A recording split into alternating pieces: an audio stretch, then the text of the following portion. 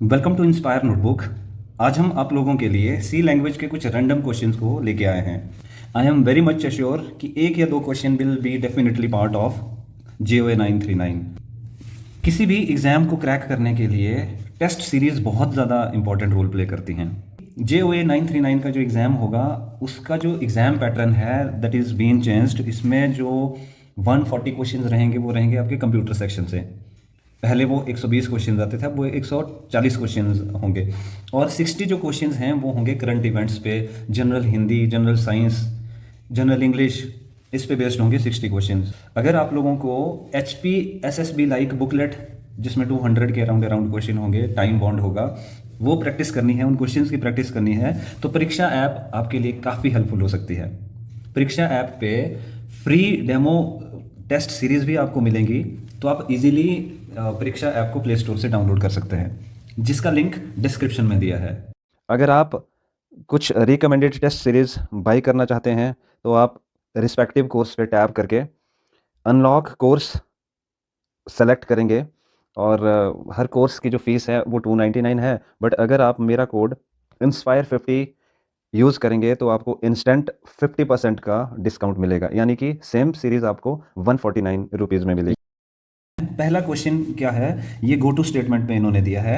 सी language में गो to statement का काम क्या होता है? देखो, गो टू स्टेटमेंट का यूज़ हम तब करते हैं जब नेस्टेड लूप से हमने जंप आउट करना होता है। नेस्टेड लूप्स क्या होती हैं? लूप के अंदर लूप मीन्स एक मेन लूप के अंदर एक और लूप यूज़ कर रहे हैं, उस लूप के अंदर भी एक आप और एक लूप यूज़ कर रहे हो, उसे नेस्टेड लूप कहते हैं। And to exit from that loop you need to use go to statement. दूसरा क्वेश्चन है कंडीशनल कंपाइलेशन के बारे में। उन्होंने पूछा है कि कंडीशनल कंपाइलर के बारे में ये 4 स्टेटमेंट्स दिए हैं, कौन सी ट्रू है?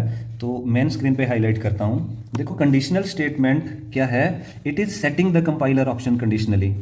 या ये भी हो सकता है, सी भी इसमें करेक्ट हो सकता है कि कंडीशन के अकॉर्डिंग एक प्रोग्राम को कंपाइल करना, उसे कंडीशनल कंपाइलेशन कहते हैं। सो नेक्स्ट क्वेश्चन डिस्कस करते हैं। C is a high level language. अच्छा, एक और ऑप्शन भी है इसमें, high level language with some low level features. System programming के लिए इसको इंट्रोड्यूस किया गया था ना, सो लो लेवल फीचर अगर इसमें एडिड है, सो क्लोजली जो answer according to me it must be C. Next question है the minimum number of temporary variable needed to swap the content of two variable. देखो, मेरे अनुसार तो टेम्परेरी वेरिएबल ज़ीरो ही होंगे, इट मस्ट बी ज़ीरो, क्योंकि content को swap करने के लिए किसी भी टेम्परेरी वेरिएबल की ज़रूरत नहीं पड़ेगी। 7th क्वेश्चन है, प्रोग्राम फ्रेगमेंट्स दिए हैं इन्होंने, पर्पज़ क्या है इनका? इनका पर्पज़ है कंटेंट को स्वैप करना, जैसे ए और बी के कंटेंट को स्वैप करना। इसमें स्वैपिंग वाला मैकेनिज्म डिपिक्ट किया है इन्होंने। क्वेश्चन 8 है, एक फंक्शन है इन्होंने दिया हुआ, इसमें फाइंड फंक्शन है, इसमें एक्स और वाई करके वेरिएबल डिक्लेयर किया हुआ है इन्होंने। एक्चुअली इसमें दो प्रोग्राम्स को कंपेयर किया गया है और it will return minimum of 2 numbers, मतलब 2 नंबर में से सबसे छोटा नंबर कौन है ये कोड रिटर्न करेगा। ऑलराइट, 9 को चेक करते हैं। 9 क्या है? ए और बी दो नॉन नेगेटिव इंटीजर्स हैं, है ना। नॉन नेगेटिव का मतलब हुआ पॉजिटिव इंटीजर्स हैं। Alright, which of the following call finds the positive difference of A and B. याद रखना, नॉन नेगेटिव इंटीजर्स के लिए जो पॉजिटिव डिफरेंस फाइंड आउट करना है दोनों का, वो ये वाला स्ट्रक्चर यूज़ हुआ है, इससे होता है। सो 9 का ए होगा। वैसे एग्जाम में ये उतना ही ज़्यादा इंपॉर्टेंट नहीं है, बट 10th और 11th फॉर श्योर है। 2 बाइट की स्टोरेज का मतलब हुआ 18 बिट्स, है ना। अनसाइंड इंटीजर के लिए वैल्यू पूछी है उसने कि वो कैसे कैलकुलेट होती है, वो होती है 2 raised to the power 16 -1, सो 10 का ए। और साइंड इंटीजर के लिए 2 raised to the power 15 -1 होता है, 11th का बी होगा। 12th का इन्होंने एक टाइप स्पेसिफायर का यूज़ किया है, टिम प्रिंट करना है। तो एक्चुअली इसमें क्या हो रहा है कि ये जो टाइप स्पेसिफायर है ये टोटल कैरेक्टर भी बताएगा। टिम 3 इसका आंसर होगा, क्योंकि TIM में 3 कैरेक्टर्स हैं, so output will be Tim 3। 12th question का बी। सो 13th पे जाते हैं। If ABC is the input then following program fragment. इस प्रोग्राम का रिजल्ट पूछा है उसने कि इनपुट अगर 3 है तो क्या होगा? 3 ही प्रिंट होगा, ठीक है, प्रिंटिंग ऑफ 3। ऑलराइट, क्यों? क्योंकि स्कैन एफ का यूज़ हुआ है ना इसमें, सी मीन्स टोटल जो इनपुट की स्कैनिंग होगी उसमें 3 आंसर आएगा, it will print 3। 15th question है, let a b two positive integer, which of the following option correctly relates. ये एक्चुअली ऑपरेटर यूज़ किए हैं इन्होंने, डिवीजन ऑपरेटर्स हैं, ये मॉड्यूलस ऑपरेटर है और ये डिवीजन नॉर्मल रूटीन डिवीजन है जिसको इंटीजर डिवीजन भी कहते हैं। तो ए और बी को इन्होंने पूछा है कि रिलेशन विद रिस्पेक्ट टू इन दोनों इंटीजर्स के साथ, तो ये होगा ऑप्शन बी वाली एक्सप्रेशन, इसको करेक्टली इवेलुएट करेगी। ठीक है, लिटरल क्या है, लिटरल बेटा स्ट्रिंग कांस्टेंट को लिटरल बोलते हैं। वैसे कुछ लैंग्वेजेस में लिटरल उन वैल्यूज़ को बोलते हैं जो हम वेरिएबल को असाइन करते हैं। बहुत ईजी क्वेश्चन है, 17th क्वेश्चन, करेक्ट में कितने कैरेक्टर्स हैं, 7। लेंथ पूछिए ना स्ट्रिंग की, तो आप लोग करेक्ट के लेटर्स काउंट करो, CORRECT 7 आएगा, स्पेस होता तो 8 आते, ये बिना स्पेस का है तो 7 आंसर है।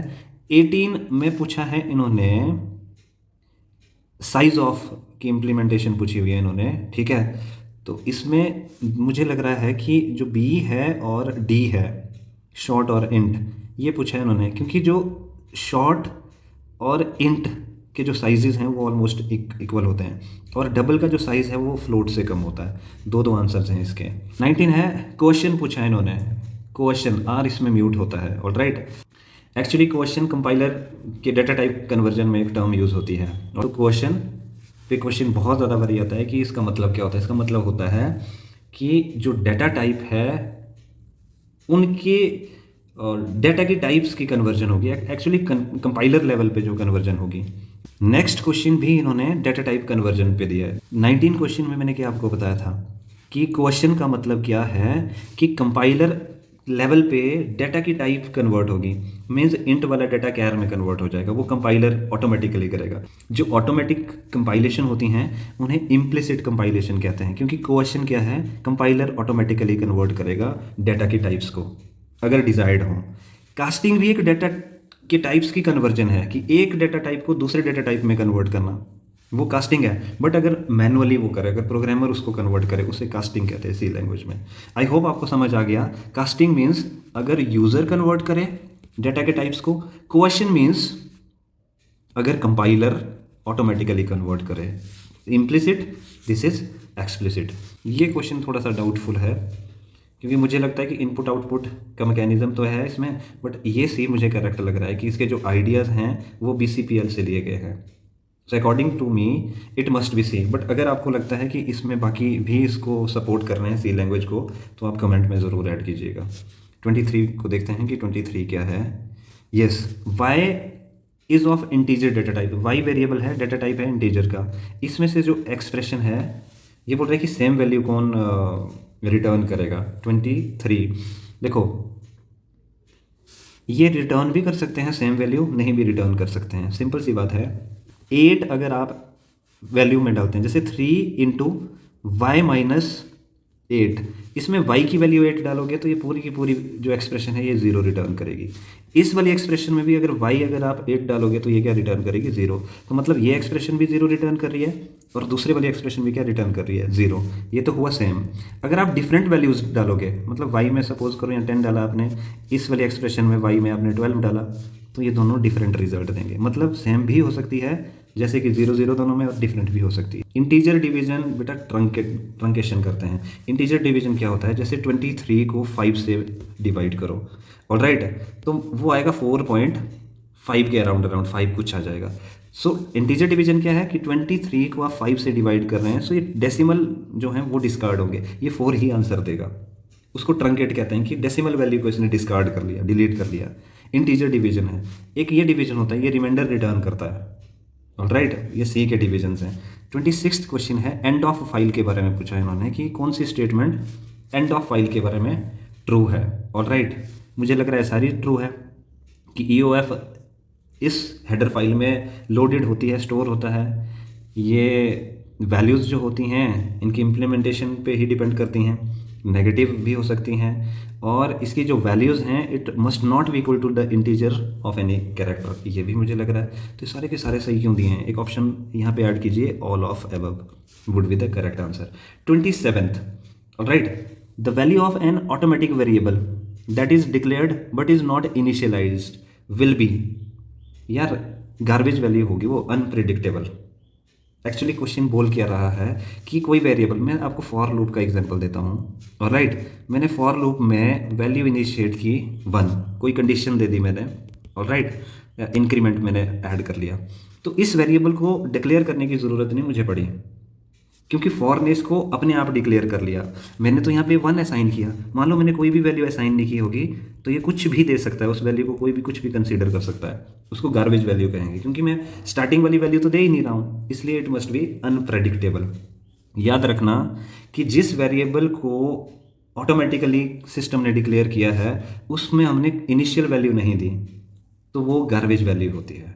28th करेक्ट स्टेटमेंट पूछनी है हमने।